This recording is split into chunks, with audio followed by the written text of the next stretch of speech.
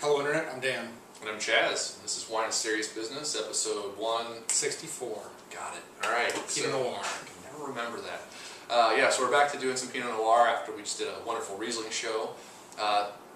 Dan picked up a bottle a while back. Where'd you get this Mark Ryan wine at? What's the story behind it? Well, I saw it on the shelf at Renaissance Wines. We've had Mike on the show a couple of times, and really surprised me because Mark Ryan's pretty well known for making big red wines out of Walla Walla. And I love his wines. Yeah, they're good. Yeah, some really me too. I've really enjoyed some wines from him, but it's not, like I said, these are great big red wines, like tons of flavor, big bottles and all that. I was really surprised to see that he was making Pinot Noir.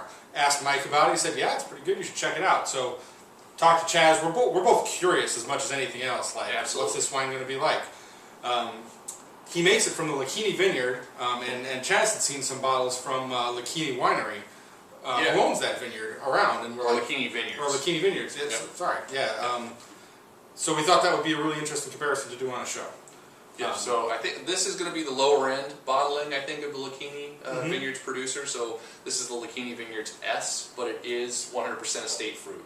Cool. Which is all I was able to find, but a representation from two different producers from the same vineyard in the same vintage, which was kind of why this show was like, this is going to be interesting, right? So, yeah. And they're located in the Chehalis Mountains, but I don't know much more about them than that. Like, I don't have any memories of tasting a lot of their wines before. I know they've been around, but this is a good chance for us to check out what they're doing too.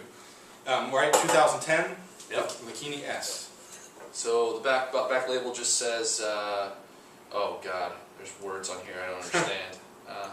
It's crafted entirely from Lachini Vineyard. And that's really, it says some stuff about the clones, but I'll let you guys search that if you want to without getting too far into it. Is that the price right? Yes, so the price retails around $40. Nice. So.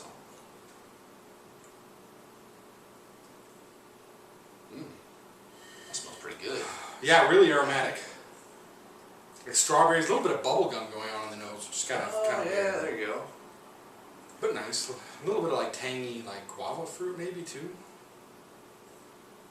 I agree with your strawberry thing, but I'm getting a little the potpourri dish going on there, but it's not as strong as I pick up in some Pinots. Like this is just the tail end of the potpourri dish, or maybe she stuck some strawberry candies and the wrappers are open. There you go. A little bit of that aroma coming out. It smells good though, right? A little bit of earthy component to it too, a little bit like dark earth. Yeah, nice nose.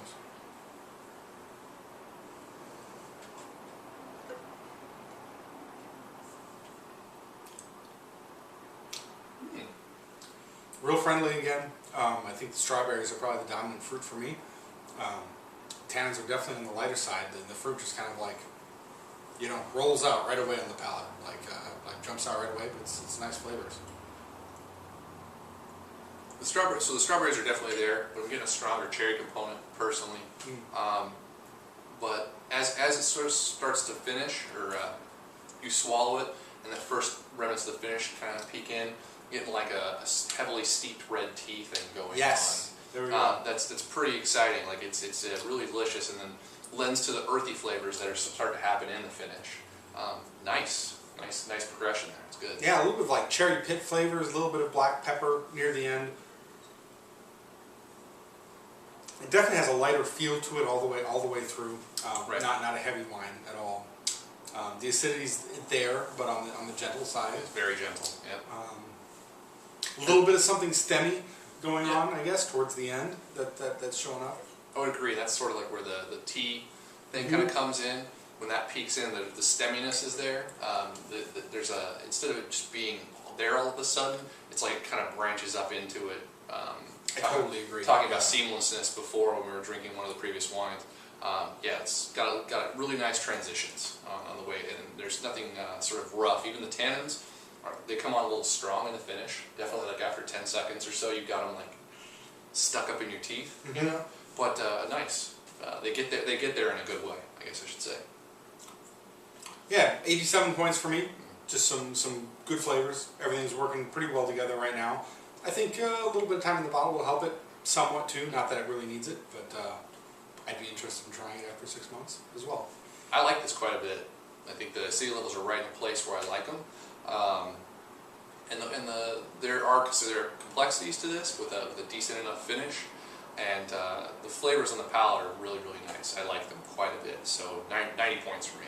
Nice. A little bit of difference there. I guess we didn't get into like conflict so much, but right, like strawberries and cherries, like definitely a difference there. And I think we both stand by what we said if we had some more.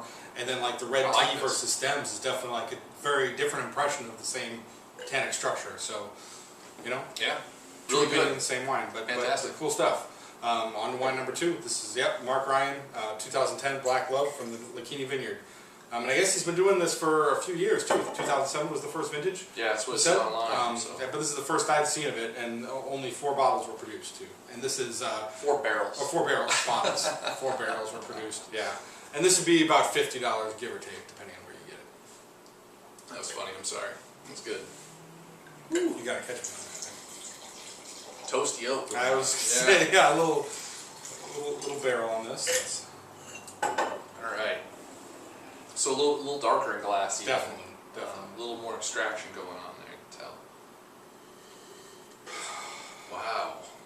And boy, I'm curious with the fruit because, like, to me, I'm like, man, this fruit feels like heavier even on the nose, like it was riper. I wonder if he has kind of control over when the fruit comes in, right? Because the idea that, you know, I can't imagine that these two are picked side by side and the only differences are winemaking going on here, right? Because this feels a lot riper. But No idea. maybe it is. I don't know.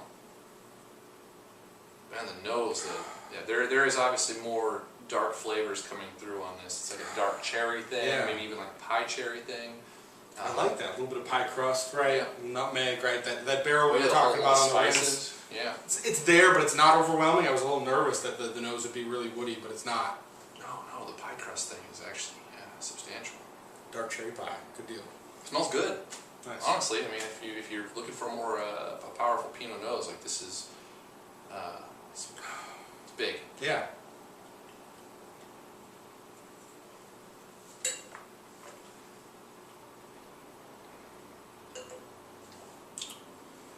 Wow. Right away, the tannins kind of settle in on the front of my tongue a little more, and they hang out through the entire experience. But the dark fruit from the nose definitely makes a showing as well. To me, that kind of comes through as a little bit of blackberry flavors, but the dark cherries that you get on the nose really show themselves. And they go through a kind of a nice evolution too. They are getting a little more full as I'm sitting here talking. Weightier too on the palate. Definitely. Quite a bit weightier. I mean, I wouldn't say from an alcohol standpoint that I'm not getting any heat per se. It's just more weighty. And getting this black pepper component in the finish is just like very distinct to me. But I'm trying to place the other flavors, so I should drink it a couple more times. Yeah, we did mention this on the rinse. Like the oak is definitely apparent here. You're getting just a little touch of that vanilla, maybe a little bit of like coffee flavor or something like that in there too. Just that coffee, little darker weight, but it goes pretty well with the dark fruit, I think too. A little more acidity here as well. Yeah, the structure on it is a little more dialed up, which is kind of surprising. All right. So juicy sensation. Yeah, so there's some nice juicy red fruit flavors going on here. And we were talking about the strawberry fruit before. I'm getting that again, right? But this time with some chocolate, some milk chocolate, the toffee you were talking about, and toffee.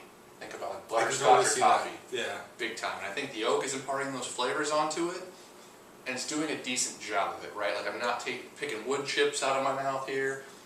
There's a decent enough integration with these flavors. With that, it's really quite interesting, actually. There's a lot of acidity sort of picking up in the finish, the more sips I take of it. And the tannins are, I would say, in the balanced side. But the fruit flavors linger for a long time with big-time toffee. Like it's like I just took a big mouthful of English toffee and milk chocolate, and that's like what sort of the finish is for me with the red fruit flavors. Yeah, interesting wine. Yeah. Cool to see these side by side because they are so different. different. I would never guess they were the same vintage, same vineyard. Like that's really surprising to me. There's a couple peeks into that tells me this is Pinot Noir, but would you even guess this is Pinot Noir based in blind? I probably could be fooled. It's hard. Yeah, it's hard to say what if. But I would say I would pick it out as Pinot, but I would say I could be fooled. I think that's a better representation. Whereas like this speaks like I totally see like, oh, Oregon Pinot, right? Like this is we're getting into some, like, it's more powerful. And I certainly would say, Especially 2010. I would not think very highly of it if it were another grape, right? Like it would be, you know, that'd be a pretty weird Syrah or I've been Cabernet or whatever else you want to call it. I've been fooled on Pinots this powerful before. So that's the only thing, at least for me, in blind tastings, I'm not the best, I should say. Yeah, me neither. I'm like, 50-50. And I think I could be fooled on this one.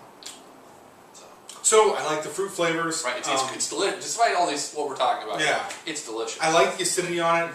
I think the oak contributes pretty well, but I think the fruit has a bit of a hollow spot right on the mid palate. Like I find myself searching for some fruit flavors that it's I'm where not. the acidity really and the tannins sort of meet. Yeah, and I think that is what's going on. And that leads me to believe that again, like, you know, maybe another 6 months in bottle. Yeah, this same tasting 6 months down the road would probably be a pretty different experience. Mm-hmm. But you know, but still, right? Enjoyable flavors, solid stuff. That's going to be 88 for me. 88 plus, yeah, pretty solid. But I'd like to see the structure coming together a little more. I think. I totally agree. A little struggle for me as to where to score it, just because there are things I really like about it, and there's things that like completely make me question what I like about it. But I think overall it's a delicious wine, right? So I'm going to go 87 points because I think it is really good. But as far as QPR goes, like, this is how much a bottle? About 50, I think. Yeah, about 50 a bottle, 55 a bottle. It's a struggle. But that said, I wouldn't hesitate to drink it. Yeah, we're gonna drink the rest of it. Yeah, drink the rest of the bottle for sure. And I'm suspicious that the riper, I think like these lighter vintages probably don't play to his strengths as well either. Totally. Like I could definitely see like the 2006, the 9s and the 8s being much more in line with the wine that he's proven to make well. And he makes killer Syrah and red blends out of Washington. It's good stuff. So yeah, so that's our 2 Pinot Noirs for this week, and back to another question of the day. This one I didn't think about. This one I didn't think about. Oh well, there's an easy one. Go for it. Did we ask New Year's resolution? Well, we didn't, but we're like weeks past that at this point. Oh. That's too are late. we? That's too late? It's too late for that. Truffles. It's the big truffle festival's coming up. I think the week after you guys watch this show. How do you guys feel about Oregon truffles? Do you love them? Do you think they're just a big disappointment after tasting some other ones? I'd love to hear your opinions on them if you've got any. Let us know. All right, we'll see you guys next time. Cheers.